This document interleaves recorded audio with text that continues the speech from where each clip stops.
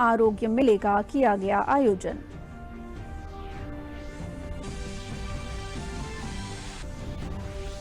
और लोगों को जागरूक करने के लिए आज दुनिया में मनाया जा रहा है विश्व कैंसर दिवस। स्वास्थ्य मंत्री ने कहा, लोगों को जागरूकता के साथ बढ़ाएं उनका हौसला। नमस्कार, मैं हूं पूजा श्रीवास्तव। अब समाचार विस्तार से। भारत नोवेल कोरोना वायरस से निपटने के लिए पूरी तरह से तैयार है। जहां एक और विभिन्न स्तर पर व्यवस्थित तरीके से यात्रियों की निगरानी और इलाज की सुविधाएं काम कर रही हैं, तो वहीं उच्च स्तर पर हालात पर कड़ी निगरानी के लिए प्रधानमंत्री के आदेश पर मंत्री समूह का गठन किया गया, जिसकी सोमवार को अहम बैठक भी हुई, जिसमें तैयारियों और नोवेल कोरोना वायरस की रोकथाम के लिए इंतजाम की समीक्षा की गई। ग्रुप ऑफ मिनिस्टर को कोरोना वायरस पर स्वास्थ्य मंत्रालय की तरफ से उठाए गए कदमों के बारे में जानकारी दी गई। नोवेल कोरोना वायरस के तमाम मामलों के सामने आने के बाद अब केरल में से राज्य आपदा घोषित कर दिया गया है।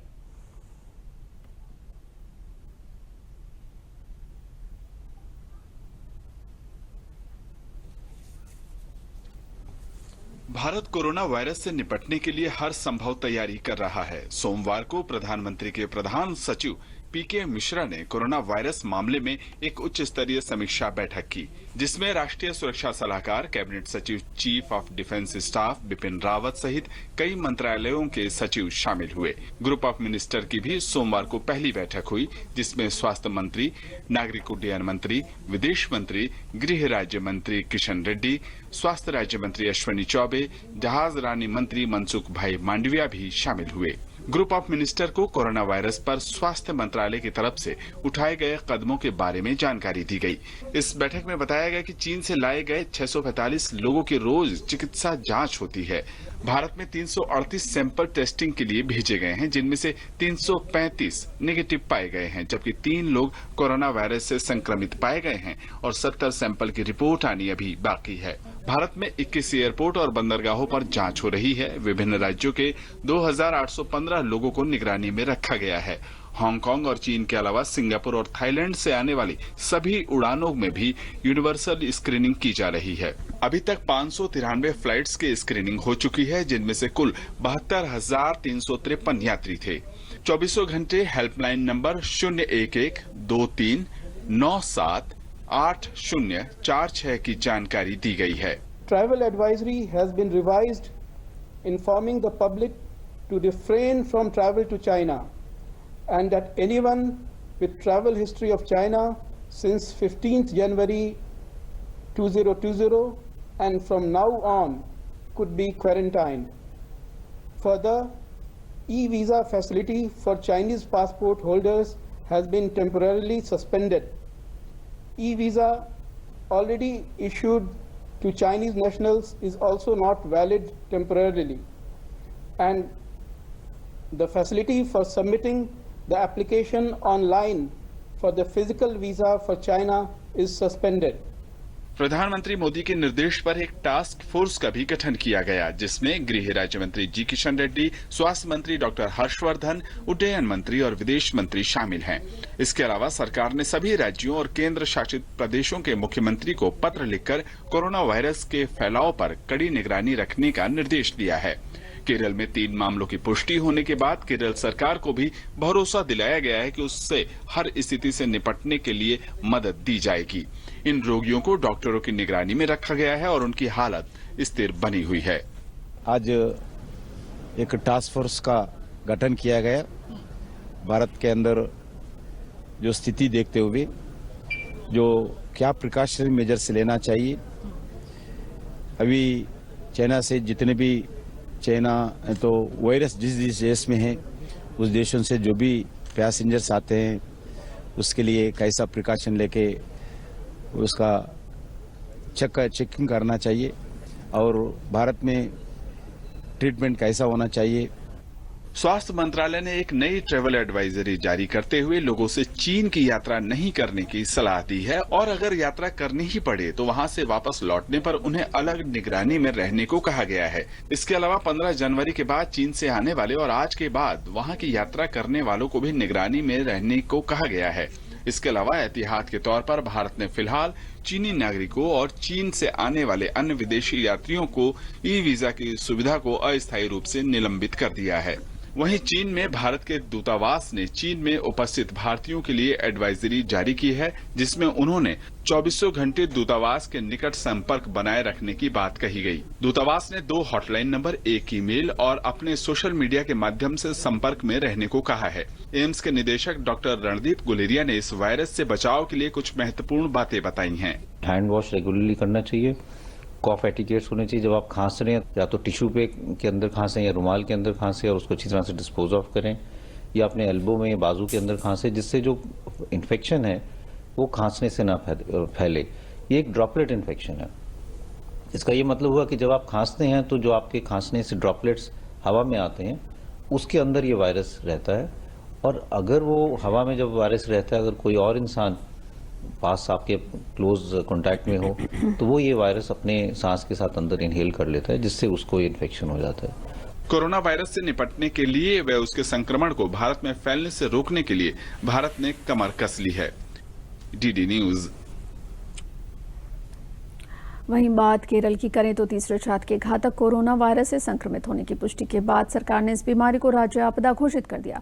राज्य के स्वास्थ्य मंत्री के शैलजा ने पत्रकारों को बताया कि सरकार ने कोरोना वायरस को राज्य आपदा घोषित कर दिया है ताकि इस महामारी को प्रभावी ढंग से नियंत्रित करने के लिए सभी जरूरी कदम उठाए जाएं। इस बाबत निर्णय मुख्य सचिव टॉम जोन्स की अध्यक्षता वाली राज्य आपदा प्रबंधन प्राधिकरण की शीर्ष समिति की बैठक में यह फैसला लिया गया।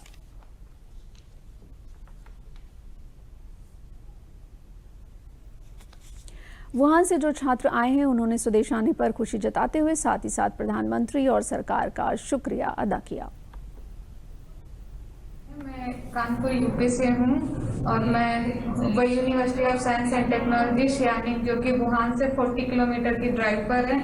जैसा कि सबको पता है वहाँ पर कोरोना वायरस का बहुत ही खराब असर हुआ है, तो हम सब thank you so much Indian government, embassy, prime minister and foreign minister and health minister. उन्होंने हमें वहाँ से निकाला और हमें यहाँ पर दिल्ली में है और बहुत अच्छी जगह है, सेफ जगह में ITBP दिल्ली, जहाँ पर हमें नई चीज़ें मिली हैं, बेड, हीटर, जो हमारी फैसिलिटीज़ की जितनी नॉर्मल रूटीन की डेली चीज़ें हैं सब कुछ हमें गवर्नमेंट ने प्रोवाइड किया हुआ है। थैंक यू सो मच हमें वहाँ से लेने के लिए। यहाँ हमारा 3 से 4 बार डेली मेडिकल चेकअप, हमारा मेडिकल चेकअप हो रहे हैं, तो time to time medical checkup हो रहे हैं, सब कुछ बहुत अच्छा इधर फैसिलिटी हो रही है। दिल्ली विधानसभा चुनाव के लिए प्रचार जोरों पर है। प्रधानमंत्री नरेंद्र मोदी आज दिल्ली के द्वारका में एक चुनावी रैली को संबोधित करेंगे। इससे पहले कल प्रधानमंत्री नरेंद्र मोदी ने दिल्ली के कड़कड़ डूमा में रैली कर बीजेपी के चुनाव प्रचार को और भी गति प्रदान की। इस रैली में पीएम ने आम आदमी पार्टी और कांग्रेस पर निशाना साधा और केंद्र सरकार द्वारा उठाए गए कदमों का जिक्र करते हुए प्रधानमंत्री ने कहा कि 21वीं सदी का भारत नफरत से नहीं बल्कि विकास की राष्ट्रनीति से चलेगा। पीएम मोदी ने शाहीन बाग का मुद्दा उठाते हुए कहा कि यह सहयोग नहीं बल्कि एक प्रयोग है। उन्होंने ये भी कहा कि देश के टुकड़े टुकड़े करने वाले गैंग को बचाया जा रहा है।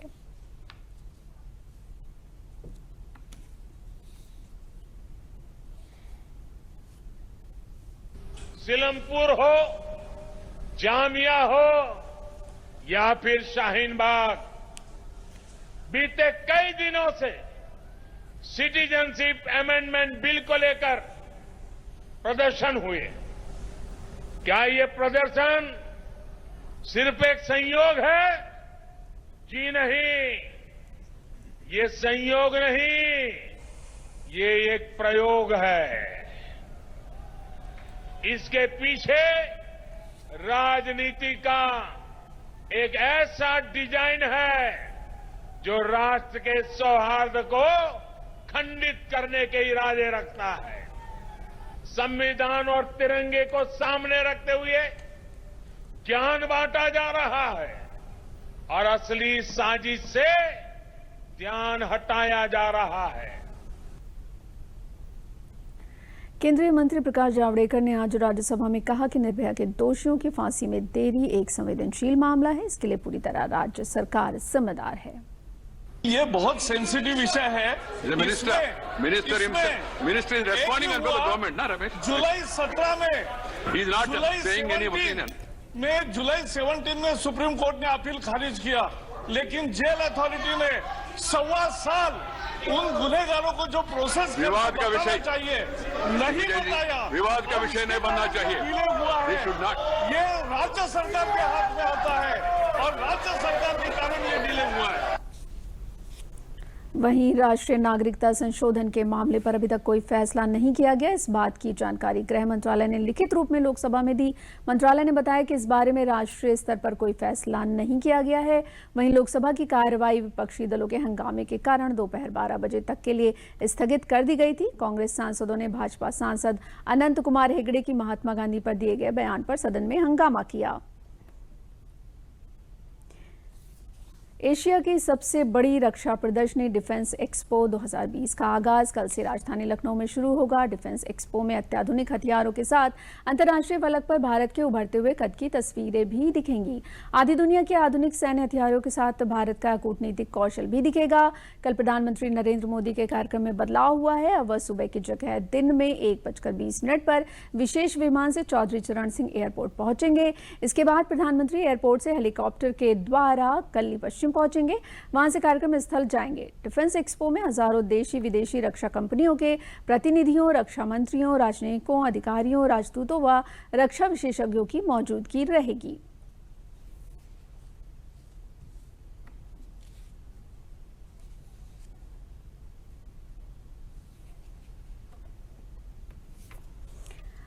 उत्तर प्रदेश की स्वास्थ्य व्यवस्था को और बेहतर बनाने के लिए सरकार ई-हॉस्पिटल और डिजिटल प्लेटफॉर्म जैसी तकनीकी को अपना रही है। इस योजना से आसानी से आम नागरिकों को स्वास्थ्य से जुड़ी सुविधाएं मिल सकेंगी। प्रदेश सरकार के स्वास्थ्य मंत्री जय प्रताप सिंह ने बलरामपुर चिकित्सालय में डिजिटल तकनीकी से जुड़ी व्यवस्था को देने की बात कही है। राजधानी लखनऊ स्थित बलरामपुर चिकित्सालय के 191वें स्थापना दिवस समारोह में शामिल हुए यूपी सरकार के स्वास्थ्य मंत्री जय प्रताप सिंह ने डिजिटल व्यवस्था पर बात करते हुए कहा कि देश में स्वास्थ्य व्यवस्था को और बेहतर बनाने के लिए डिजिटल तकनीकी और ई-हॉस्पिटल को लाया जा रहा है, जिसके तहत लखनऊ समेत प्रदेश के सरकारी अस्पतालों में CT scan, digital x ray, MRI लगाई जा रही है और धीरे धीरे डिजिटलाइजेशन करके व्यवस्था को और बेहतर बना रहे हैं।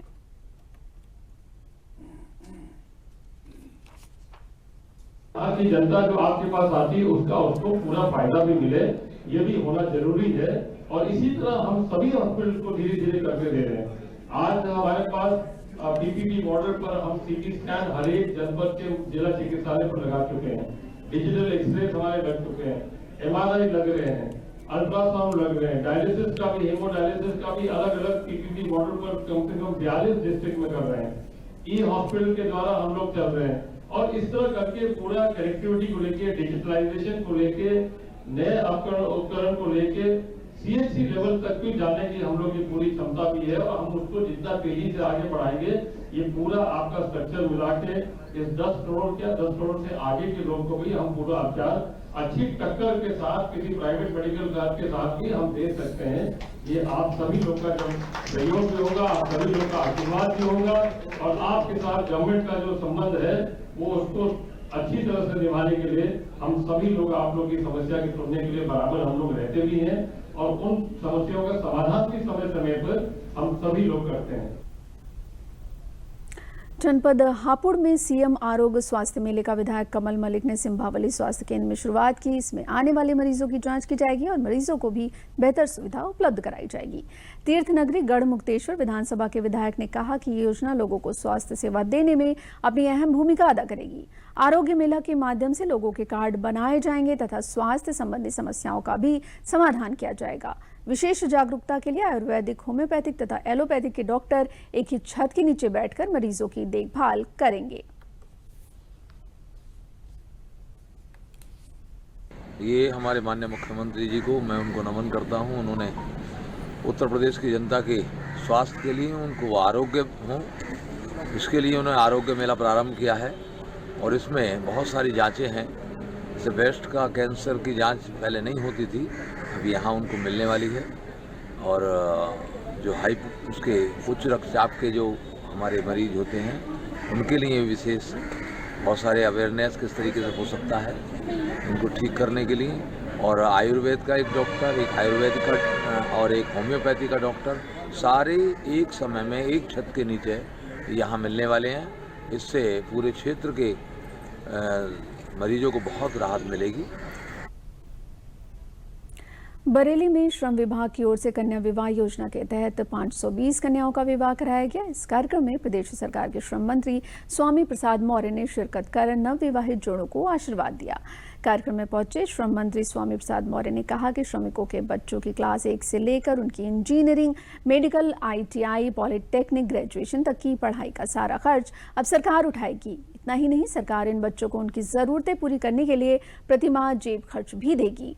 सरकार इंजीनियरिंग के छात्रों को प्रतिमाह 5,000 रुपए और मेडिकल के छात्रों को प्रतिमाह 10,000 रुपए देगी। इसी तरह श्रमिकों की बेटियों के विवाह के लिए भी सरकार 75,000 रुपए दे रही है। पहली बेटी पैदा होने पर 25,000 और 18 साल पूरे होने पर 1 लाख रुपए दे रही है। इस अवसर पर उन्होंने बसपा सुप्रीमो मायावती पर भी जमकर निशाना साधा। 521 जोड़े के सापेक्ष 520 जोड़े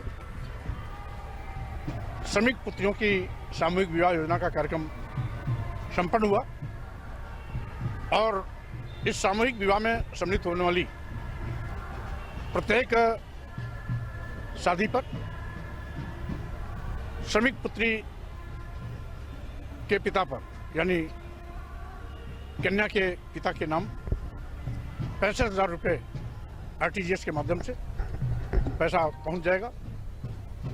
हमने वर वधू दूल्हे और दुल्हन के लिबास में अच्छी तरह से दिखें, इसलिए 5,000 रुपया वर वधू को अलग से परिधान के लिए सुनिश्चित किए हैं। यानी सामूहिक विवाह में सम्मिलित होने वाले एक जोड़े पर इस प्रकार से 75,000 रुपये की धनराशि श्रम विभाग द्वारा दिया जाता है। इसी तरीके से कोई श्रमिक अपनी बेटी की शादी घर पे कराता है तो उसके लिए भी हम 55,000 रुपये की आर्थिक सहायता देते हैं। जनपद शाहजहांपुर में मिशन इंद्रधनुष के तीसरे चरण की शुरुआत की गई है। 3 फरवरी से 13 फरवरी तक चलने वाले इस अभियान में जनपद के 4 ब्लॉकों जलालाबाद, जैतीपुर, कलान, निगोही में 350 सत्र आयोजित कर 1,384 ड्रॉप आउट बच्चों और 224 गर्भवती महिलाओं को भी कवर करने के लिए डोर टू डोर अभियान चलेगा। इसमें डिप्थीरिया, काली खांसी, टेटनस, हेपेटाइटिस, खसरा, रूबेला जैसी होने वाली 12 गंभीर बीमारियों से छुटकारा मिलेगा। इसका उद्देश्य छूटे हुए बच्चों तक टीकाकरण पहुंचाना है। इसमें हम लोग 4 ब्लॉकों में शुरू करने जा रहे हैं और चारों ब्लॉकों के नाम है जैतीपुर, निगोही, जलालाबाद, कलान। और इसमें हम 3 से 50 सत्र ले रहे हैं और इसमें 13 से 84 बच्चे कवर होंगे 0 से 2 वर्ष के बीच में और 2 से 24 गर्भवती महिलाएं कवर होंगी। और हमारा लक्ष्य ये है कि ये जितने भी बच्चे लेफ्ट ओवर हैं या ड्रॉप आउट हैं, इन सारे बच्चों को 100% टीकाकरण करके इस इम्यूनाइजेशन प्रोग्राम को सफल बनाना है। उत्तर प्रदेश के भारत नेपाल बॉर्डर पर जनपद लखीमपुर खीरी में वन्य प्राणियों और विभिन्न दुर्लभ वनस्पतियों के प्राकृतिक खजाने से भरपूर दुधवा नेशनल पार्क में देशी नहीं बल्कि विदेशों से प्राकृतिक प्रेमी प्राकृतिक सौंदर्य को देखकर मुग्ध हो जाते हैं। बाघ, बारहसिंगा और साल, सागौन के सुंदर वृक्ष अपनी ओर देश दुनिया के पर्यटकों को आकर्षित करते रहे हैं। प्रदेश की महामहिम राज्यपाल आनंदीबेन पटेल विगत दिवस पलिया तहसील के अंतर्गत दुधवा के करीब हवाई पट्टी पर उतरकर दुधवा मुख्यालय पहुंची। राज्यपाल के 2 दिवसीय भ्रमण के बारे में जिलाधिकारी शैलेंद्र कुमार सिंह ने बताया कि सुरक्षा की दृष्टि से समुचित प्रबंध किए गए हैं। प्रधानमंत्री मोदी जी के प्लास्टिक मुक्त भारत अभियान से प्रेरित होकर कक्षा 7 के विद्यार्थी हर्ष ने जबलपुर से दिल्ली के इंडिया गेट तक मैराथन के माध्यम से देश को प्रदूषण मुक्त करने के लिए अभियान शुरू किया। केंद्रीय विद्यालय के छात्र हर्ष की यह यात्रा मध्य प्रदेश के जबलपुर में पंडित रविशंकर शुक्ल स्टेडियम परिसर से 26 जनवरी 2020 से शुरू होकर दमोह, ललितपुर, झांसी, डबरा, ग्वालियर, मुरैना, मथुरा होते हुए दिल्ली स्थित इंडिया गेट पर 12 फरवरी को समाप्त होगी। 900 किलोमीटर के इस युगल मैराथन में हर्ष के साथ साथ उसके पिता हिमांशु भी प्रधानमंत्री के प्लास्टिक मुक्त अभियान को जन जन तक पहुंचाने में पूरा सहयोग कर रहे हैं। उत्तर प्रदेश में आगमन पर ललितपुर में मैराथन का ललितपुर के केंद्रीय विद्यालय, नेहरू डिग्री कॉलेज के छात्रों व अध्यापकों सहित खेल प्रेमियों ने जगह जगह स्वागत किया। ये युगल मैराथन दो मायने हैं। एक Guinness book of world record के लिए हम लोग जा रहे हैं और दूसरा IBR के लिए। IBR जिसको हम लोग लिम्का बुक ऑफ रिकॉर्ड के नाम से जानते हैं, 2 रिकॉर्ड के लिए जा रहे हैं। ये जो युगल मैराथन है, ये केवल एक मैराथन ही नहीं है, बल्कि हमने इसमें एक अभियान को भी जोड़ा है जो प्रदूषण व प्लास्टिक मुक्त भारत व जल संरक्षण के लिए हमने इसको तैयार भी किया है और जागरूक करते हुए हम लोगों को केंद्रीय विद्यालय बीच बीच में मिलते जाते हैं, जो भी बच्चे रास्ते मिलते जाते हैं लगभग सबको अवेयर करते हुए हम आगे बढ़ते हुए जा रहे हैं। ये हमारा लक्ष्य है। मैं प्रेरित पापा से हुआ था जब पापा जी पिछली बार कोलकाता तक दौड़ के गए थे और जब वापस आए तो पापा से मुझे प्रेरणा मिली थी और मैंने पापा से बात की कि मुझे भी करना है। तो पापा ने फिर प्लान बनाया था, तो फिर हम यहाँ जबलपुर से दिल्ली की ओर जाने का प्लान बनाया। जैसा कि हमें पता पड़ा था कि केंद्रीय विद्यालय के बच्चे जो जबलपुर से लेके नई दिल्ली तक स्वच्छता मिशन के लेकर मैराथन कर रहे हैं, तो हमारा पूरा केंद्रीय विद्यालय प्राचार्य ने हमारा पूरा स्टाफ और बच्चे इन्हें ललितपुर बॉर्डर से लेके पूरे ललितपुर आखिरी तक इन्हें छोड़ेंगे। उनका उत्साहवर्धन करने के लिए को देखते हुए पॉलीथीन एक ऐसी चीज़ है जो कभी भी डिस्ट्रॉय नहीं होती है, उसको केवल रिसाइकिल किया जाता है। हमारे जनपद में भी डीएम साहब के माध्यम से ये प्रयास किया गया कि पॉलीथीन को बैन किया जाए और ये बच्चा और इनके पिता दोनों जो इसमें बराबर की भागीदारी कर रहे हैं और जो भी केंद्रीय विद्यालय संगठन के स्कूल रास्ते में पढ़ रहे हैं वो सब इनको सहयोग करते हुए जो जनता को जागरूक करने का प्रयास कर रहे हैं। उत्तर भारत के प्रसिद्ध तीर्थ स्थलों में से एक बाराबंकी जिले के लोधेश्वर महादेव की पुण्य भूमि पर लगने वाले 7 दिवसीय अगहन मेले का शुभारंभ प्रभारी मंत्री दारा सिंह चौहान ने फीता काटकर किया। इस अवसर पर मंत्री और जिलाधिकारी समेत लोगों ने शिव जी की पूजा आराधना कर महादेव जी का जलाभिषेक कर आरती की। महादेवा महोत्सव के उद्घाटन के बाद परंपरा अनुसार ऑडिटोरियम मंच पर जिले के स्कूली छात्र छात्राओं द्वारा कई तरह के सांस्कृतिक कार्यक्रम आयोजित किए गए। जनपद के प्रभारी मंत्री दारा सिंह चौहान ने बताया कि महादेव की धरती पर कई 100 सालों से होता आया है। यहाँ का महत्व इतना है कि केवल नाम लेने मात्र से ही लोगों की मनोकामनाएं पूरी होती हैं। इस मेले में हिंदू ही नहीं बल्कि कई धर्मों के लोग देश विदेशों से यहाँ आते हैं। कई 100 सालों से इस तरीके के कार्यक्रम होते आए हैं। आज उसका औपचारिक शुभारंभ किया गया है और इसका महत्व इस बात से कहा जा सकता है, ऐसे तमाम लोग हैं जिनके जीवन की बहुत सारी इच्छाएं पूर्ति नहीं होती, इनका नाम लेने मात्र से ही इच्छा की पूर्ति होती है और इसी नाते केवल हिंदू धर्म के नहीं कई धर्मों के लोग इनमें आस्था और भरोसा रखते हैं और केवल कई प्रदेश के साथ साथ विदेश के कोने कोने से भी यहाँ लोग आते हैं। हमारा महादेवा महोत्सव जो आज के दिन शुरुआत हुई है 3 फरवरी को, 9 फरवरी तक ये चलेगा और आज विधिवत रूप से माननीय प्रभारी मंत्री जी द्वारा इसका उद्घाटन किया गया था और अभी सांस्कृतिक कार्यक्रम चल ही रहे हैं, जैसा कि आपको बैकग्राउंड में आवाज़ आ भी रही होगी। और आने वाले दिनों में भी विभिन्न प्रकार के यहाँ पे कार्यक्रम होंगे, क्रीड़ाएँ भी होंगी, सभी श्रद्धालुगण भी आएंगे। तो मुझे पूरी आशा है कि हर वर्ष से भी अधिक भव्य रूप से इस बार मनाया जाएगा। आज विश्व कैंसर दिवस है। स्वास्थ्य मंत्री डॉक्टर हर्षवर्धन ने विश्व कैंसर दिवस पर ट्वीट साझा करते हुए कहा कि यह दिवस दुनिया भर में कैंसर को लेकर जागरूकता फैलाने के लिए मनाया जाता है। आइए हम सब संकल्प लें कि कैंसर के कारकों के प्रति समाज में जागरूकता बढ़ाने के लिए अपना योगदान देंगे और इससे पीड़ित लोगों का हौसला बुलंद करते रहेंगे।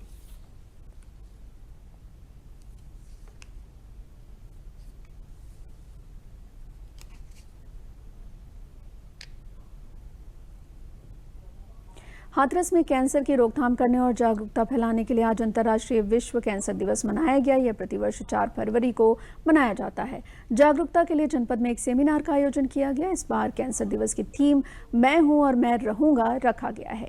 कैंसर के बारे में जानकारी देते हुए हाथरस जनपद के मुख्य चिकित्सा अधिकारी डॉक्टर ब्रजेश राठौर ने बताया कि कैंसर जैसी घातक बीमारी से बचने के लिए सावधानी व सतर्कता जरूरी है। इससे बचाव के लिए इसके विभिन्न कारण और लक्षणों के बारे में जानकारी होना आवश्यक है। कैंसर के कई प्रकार ऐसे होते हैं जिनमें बहुत देर में पता चलता है, जिससे इलाज में देरी होती है।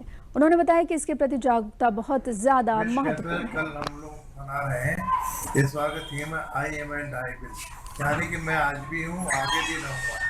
यानी मतलब है कि कैंसर से हमें बचना है और इसका केवल एक ही मुख्य चीज है, इस कैंसर जागरूकता।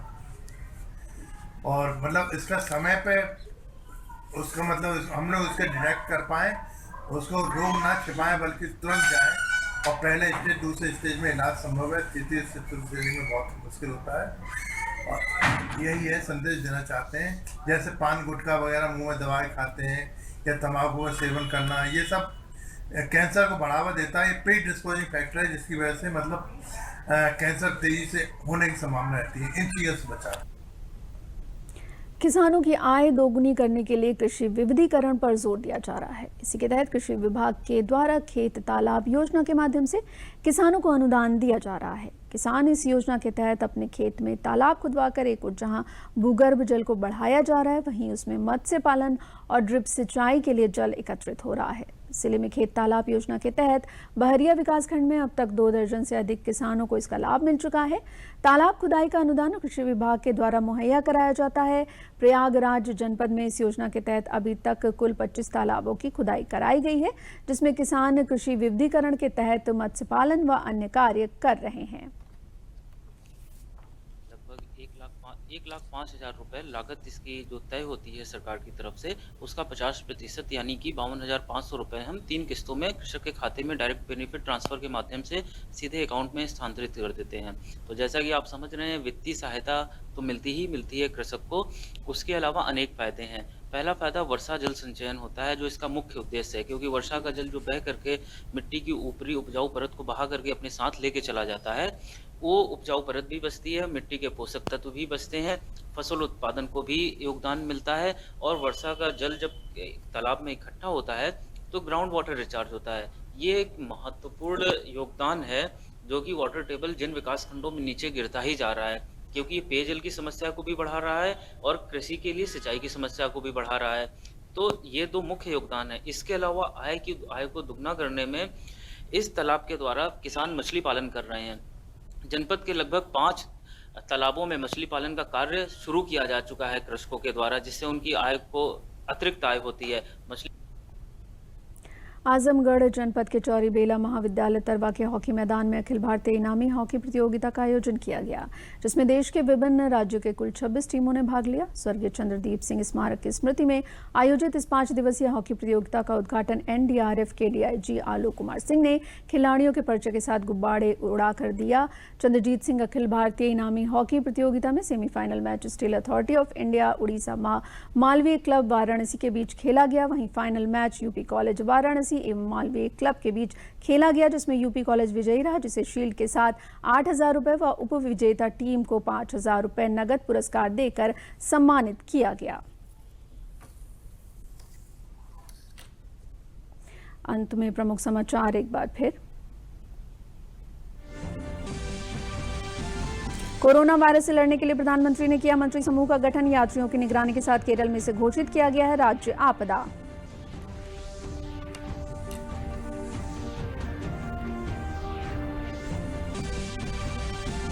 दिल्ली विधानसभा चुनाव में प्रधानमंत्री ने काम के आधार पर भाजपा के लिए मांगा वोट, कहा शाहीन बाग संयोग नहीं प्रयोग है।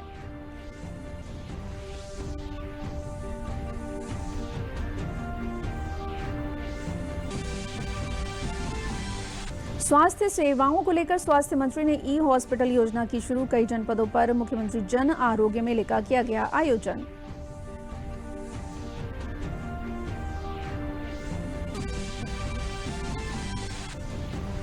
और लोगों को जागरूक करने के लिए आज दुनिया में मनाया जा रहा है विश्व कैंसर दिवस। स्वास्थ्य मंत्री ने कहा लोगों को जागरूकता के साथ बढ़ाएं उनका हौसला।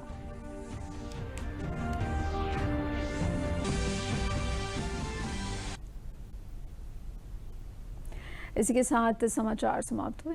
नमस्कार।